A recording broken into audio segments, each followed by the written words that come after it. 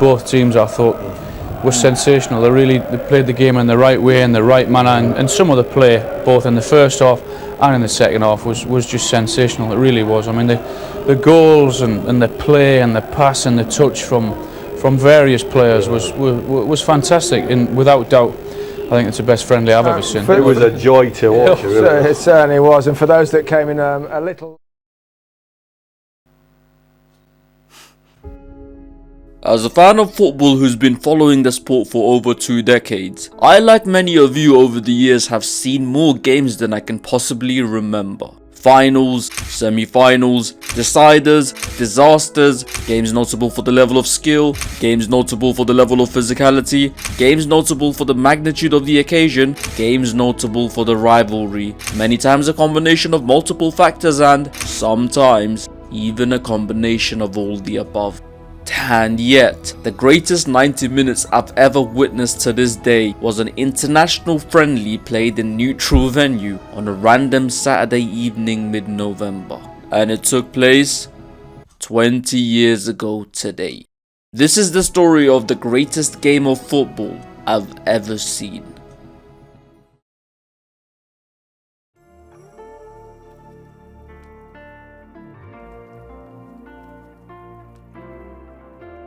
Despite having only played against each other 14 times in the entire history, Argentina vs England for a long time was one of the biggest rivalries in international football, having come up against each other in 4 different World Cups, and, no word of a lie, each and one of these encounters being historic occasions. From the very first World Cup meeting in 1966 with the controversial sending off of midfielder Antonio Ratin, a game which England won 1-0 on the way to winning the World Cup, to their second meeting in 1986 with the 2 famous Maradona goals, Hand of God and the Goal of the Century, a game which Argentina won 2-1 on the way to winning the World Cup, to the thriller in Saint Etienne in 1998 with Michael Owen's wonder goal and David Beckham's red card, right to Beck's revenge in Sapporo 4 years later. Each and every time, they delivered, and delivered big.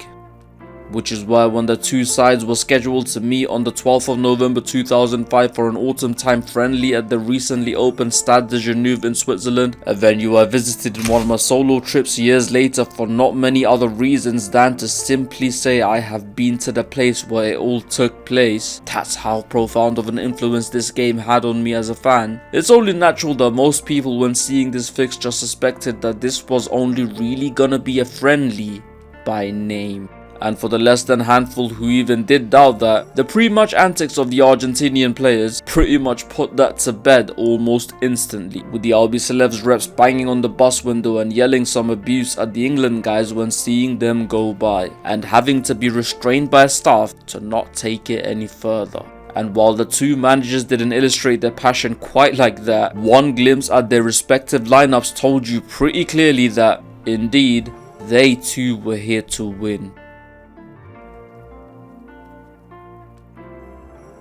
Each side fielded their strongest possible lineup on the day, with the only potential starter absent from the Argentinian team being forward Lionel Messi through suspension, while the only 2 first team players for England that were missing were fullbacks Gary Neville and Ashley Cole, both through injury. And as far as tactics, both sides remain more or less the same, outside the introduction of an anchor man each. Argentina manager Jose Pekerman handing out a first cap to Bayern Munich's Martin Demichelis, and England managers Sven-Göran Eriksson deciding to sit Tottenham's Ledley King behind Beckham, Gerrard and Lampard to attempt to handle the threat of Argentina's chief orchestrator, Juan Riquelme. A very solid game plan, but as it would turn out, this time only on paper.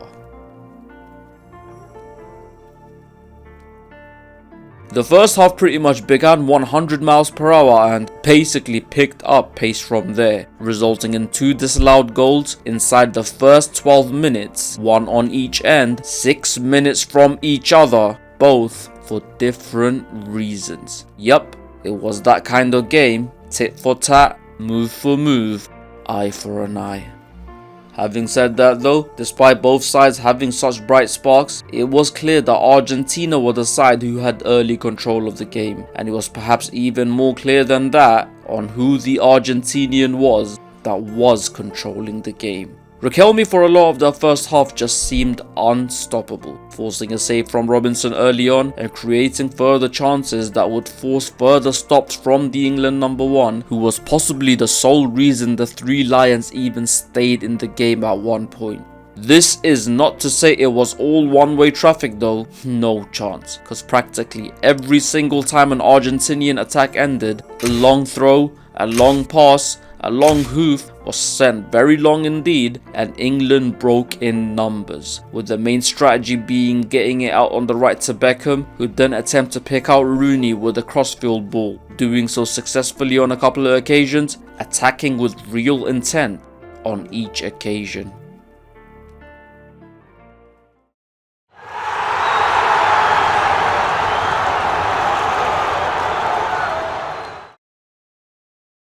Despite most of their chances emanating through the centre via Riquelme, Argentina's goal came when they took a page out of England's books and attacked from their right hand side, with winger Maxi Rodriguez getting the better of a far from match fit Wayne Bridge and sending it in towards Crespo, who characteristically posted it in to give the Blues the lead. And Crespo has done it for Argentina, the Chelsea man! Argentina were now firmly in the driver's seat. But not for long, not if England's own number 9 had anything to say about it.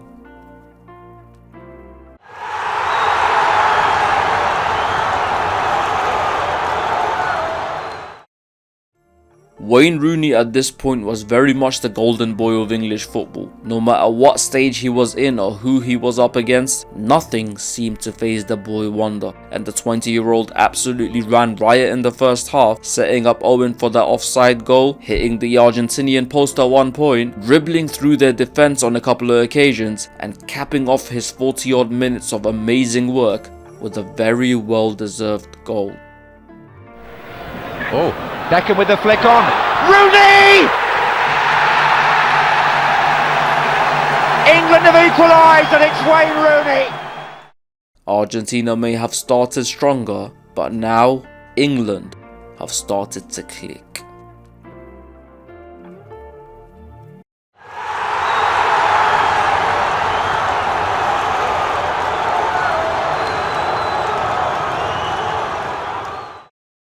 We wouldn't be England though if we didn't unnecessarily make it hard for ourselves. At 7 minutes following the restart, Argentina won a pretty contentious free kick approximately 34 yards from goal, and despite feigning to test the in-form Robinson, Riquelme instead sent in a chip a little wide of the 6-yard box, which Inter Milan centre-back Walter Samuel headed across the goal before getting the touches of insurance policy from his partner Roberto Ayala. And it's over the line and Argentina have scored! The Albiceleste were in front again and England had to start again. But this was what was different about this night, you see, because as many of you know, England's golden generation are a team who were both back then and have been in the subsequent 20 years criticised for their mentality and lack of passion for their national team, and very frequently have been accused of prioritising club over country. Not on this night though, not on this night. Because despite going behind for the second time and to a side like Argentina, the Three Lions came together and played with more purpose than they had done in perhaps any major tournament we'd seen them do. And in a situation where in most other nights they'd have been out of ideas and most probably phoned it in, something they seemed to do as recently as a few months prior to this in humiliating losses to Northern Ireland and Denmark, England on this night got back on the horse and got back right away. And within a couple of minutes of Argentina taking the lead, the Three Lions launched a relentless attack, and in the space of 4 or so minutes, the likes of Rooney, Beckham and Lampard came super close to giving an instant reply, signalling that yes, it was far from over just yet. Now, realizing what was happening, this is when the Argentinians dialed in the other side of their South American roots, trying to interrupt the game by winning fouls, breaking up play, feigning injuries, and in general stopping the flow of the game. And for the very first time in the game, the pace threatened to slow down. For about 4 minutes.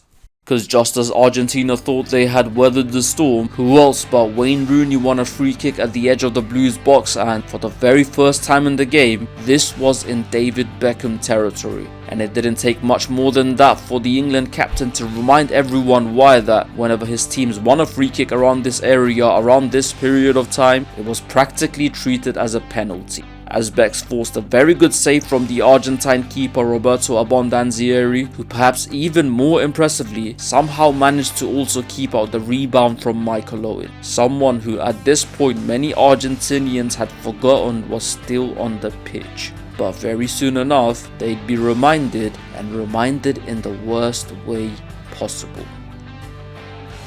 With 10 minutes remaining in the game and England still trailing, Sven-Göran Eriksson took a gamble by replacing right back Luke Young with target man Peter Crouch, someone who throughout his career has always done better against continental opposition when compared to the Premier League. That is simply because while he, due to his size and style of play, was considered an old-fashioned English centre forward, in Europe and beyond he simply confused the life out of defenders. They just didn't know what to do with someone like him, or even what he was.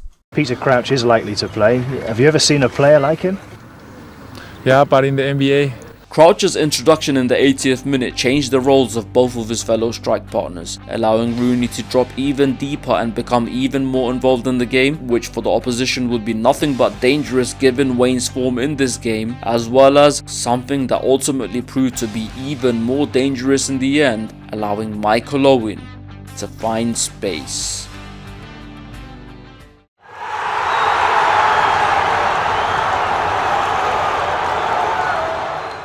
So with the Argentinian back pair now puzzled and predictably preoccupied with Peter's peculiar but perilous presence in the penalty area, Wayne Rooney, who just had an incredible chip turned over, sprayed a pass to Steven Gerrard, who at this point was playing right back, his third position of the night after having started at left mid before being moved to the centre following the introduction of Joe Cole, who then sent in a ferocious ball into the box, with Owen heading in what was from an England standpoint a very well-deserved equaliser indeed.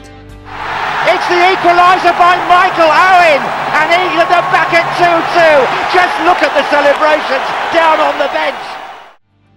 Finally, after over half an hour of persistence, England finally drew level. But the drama was still far from over.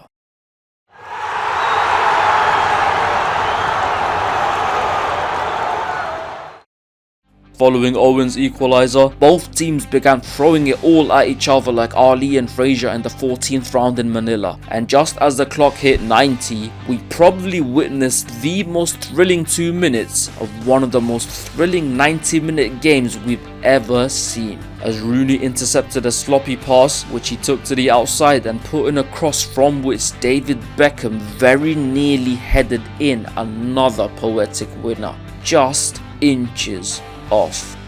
But he had no time to dwell on that, as straight away, Argentina had a break and very nearly got their own winner with their own number 20 Julio Cruz, who incidentally came on at the same time as England number 20 Peter Crouch, was brought down in the area by Gerrard, unfairly in his eyes, but the Swiss referee quite rightly saw nothing wrong, and as vexed as he was, he had no time to dwell on that either, as, yes, again straight away, England brought it out onto the left to Joe Cole, who showcased some of his trademark footwork, coming inside from the left and sending a final cross into the penalty area, allowing Michael Owen for one final time both in the game and perhaps two in his England career, become the headline of the night, become the hero of the hour.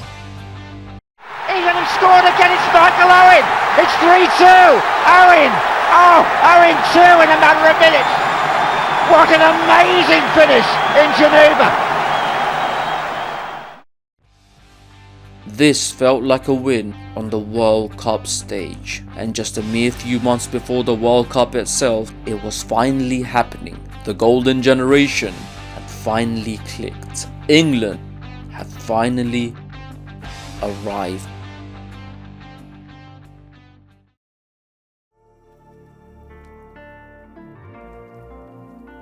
But as you'd know by now, it didn't all quite work out like that.